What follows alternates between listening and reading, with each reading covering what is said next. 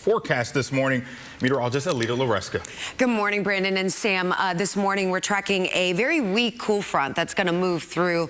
Very little moisture to work with. We'll get a little bit of a wind shift, some drier, some cooler air behind it. Unfortunately, the cool down today is not going to be a big one. Instead of highs topping out close to 90 or in the upper 80s, we'll be in the lower 80s, and then we will feel a change in the humidity levels. The humidity by this evening should be noticeably lower, and come tomorrow morning also should be lower. So temperature readings along that boundary somewhere into the 60s. Behind it, well behind it, areas like Amarillo, noticeably cooler there as that cooler air nudges southward. Now that front's going to continue to work its way toward I-10 corridor and then eventually along the coastline as the sun starts to come up. We're at 63 degrees right now in Brenham. Tomball, you're at 63. Right now we do have some overcast conditions, partly to mostly cloudy skies, and we're monitoring the potential for some fog. We've got some pockets of fog that have developed out ahead of that boundary as very warm, humid conditions prevail. 3/4 visibility right now around Liberty. And when you look at the satellite and radar, the clouds and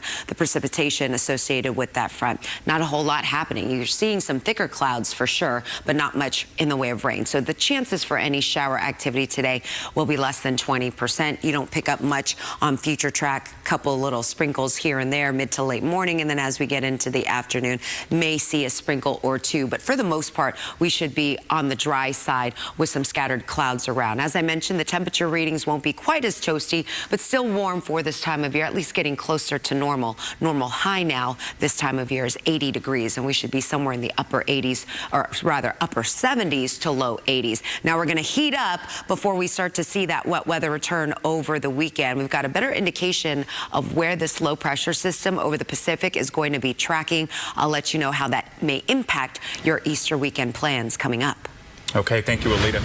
All right, turning to weather on this Tuesday morning. It's 421, and we've got some cooler air spilling across the Lone Star State. Hey, great news for our friends waking up around Wichita Falls, Abilene, even Dallas-Fort Worth. We've got a little bit of a cool down around here. I think it'll be a little bit more pronounced once we get a drop in the humidity, especially overnight tonight into tomorrow morning. Some spots tomorrow morning may even fall into the low to mid 50s. I think Houston, pretty good chance we may see those temperatures stay in the low 60s. A northeasterly breeze flowing behind the front. That wind shift will happen once that frontal boundary moves through. We've got some scattered clouds overhead. No major issues as far as fog is concerned. It's not widespread, but there have been some patches here and there reducing some visibilities this morning. I'll show you that in just a bit. 71 currently in Galveston. We've got that breeze coming in from the south. It's not too strong this morning. We've got wind speeds anywhere between 5 to 10 miles per hour. And because those winds are a little bit weaker,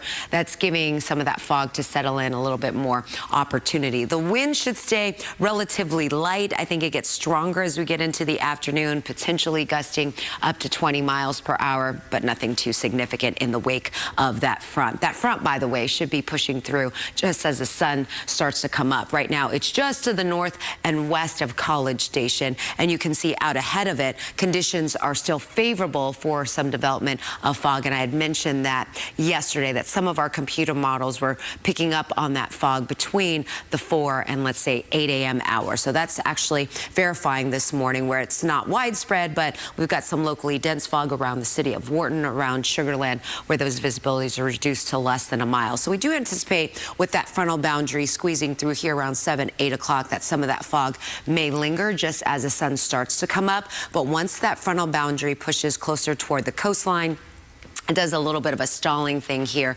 along the coast. We'll get a few scattered clouds rolling through on that northeasterly breeze, but very little in the way of precipitation. We're talking less than 20%. And then overnight tonight into tomorrow morning, that frontal boundary will wash out, clear out across the area, and we'll get some sunshine as we get into Wednesday afternoon. Should be a pleasant day as some lower humidity moves into the area, but that humidity will be returning as early as Thursday and into Friday. Here's a look at temperature readings currently in the neighborhood. 61 in Katy, low 60s in Navasota. The temperatures to this afternoon somewhere in the upper 70s to low 80s, but it will be a dry heat. So it should be very, very pleasant, and temperatures will be closer to normal this afternoon.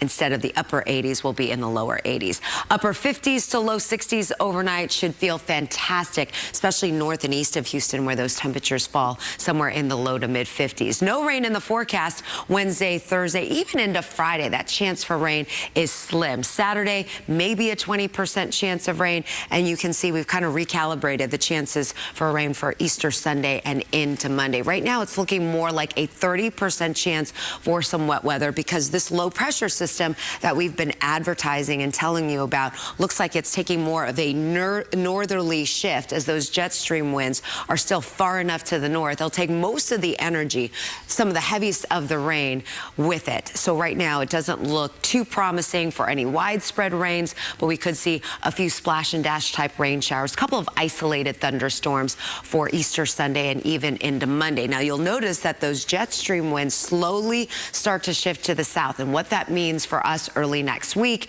is that the storm track will also be making that shift. So we'll see that wetter pattern continue well into next week. Some of the heaviest of rain, in case you are traveling for Easter, it will be across the northern parts of our state and further to the north and east, so up toward Kansas, portions of Arkansas dealing with some heavy rain. It's going to be a busy next week with those chances for rain anywhere between 20 to 30%, guys. All right, thanks. Now we'll talk to Elita about the forecast. Good morning. Good morning to you. When you take a look at our national map and you look at the potential rain across the country, it looks like the bullseye is going to be right here across the central and southern plains over the next 7 days. The heaviest rainfall totals will be centered right over portions of Oklahoma, areas like Arkansas, Missouri, potentially Kansas going to be dealing with some heavy rain over the next several days. For us, there'll be periods of downpours, but I think for the most part, we've got some widely scattered showers, a couple of thunderstorms possible as we get into Easter weekend. That rain chance, we've leveled it out for Sunday and Monday,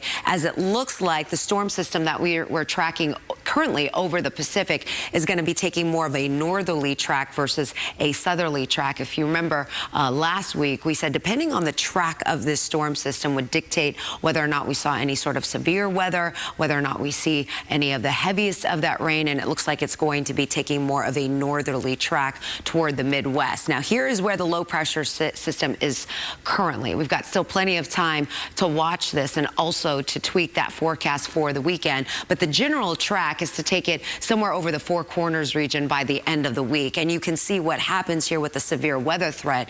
It becomes quite expansive, where it not only impacts the northern parts of our state, but potentially all the way into the Midwest, as that storm system, as I mentioned, takes more of a northerly track. By Saturday, that severe weather threat does nudge a little bit further to the south, and it does include areas like Del Rio, Midland, San Angelo, even the Dallas-Fort Worth area.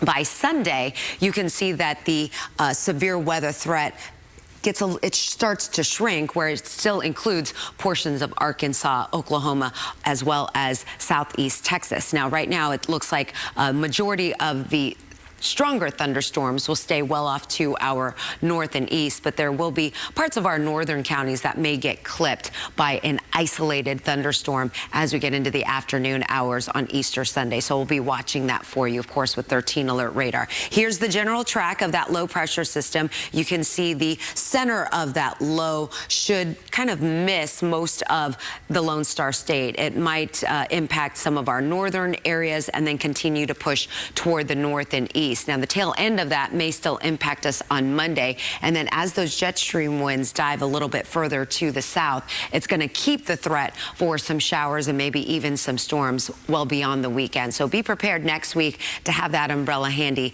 as you may need it with some daily showers and thunderstorms in the forecast. We've got a weak front coming across today. Doesn't have a lot of moisture to work with. It will offer a drop in the humidity. Not a huge drop in temperature readings, but you know what? I like it. Afternoon afternoon. Highs in the low 80s instead of the upper 80s is going to feel a lot better. Out the door this morning, not much of a breeze, not looking at too much in the way of fog this morning. We've been dealing with patches here and there. It is a mild start to the morning down in Galveston with temperature readings at 71, and we do have a little bit more of an onshore wind there, but you can start to see some of that fog impacting those of you around Matagorda Bay, Fort Bend. Once again, that visibility reduced to less than a mile. But once that frontal boundary clears out, it does look like the fog also clears, and we'll get some sunshine here before the sun goes down. Better chance of seeing that sun coming through as we get into Wednesday afternoon. So look for highs today somewhere in the low 80s. The bigger story will be the drop in humidity. It will feel fantastic tomorrow morning with temperature readings in the upper 50s and low 60s. And then look at that warm up. By Friday, we're talking highs once again into the 90s. And then with the rain and the clouds coming in for the weekend and even beyond, that should shave off at least a few degrees here and there. But those overnight lows, those morning temperatures, guys, get ready. It's going to feel more like a sauna around here by next week with temperature readings only dropping into the low 70s. Yippee. Ooh, in the words of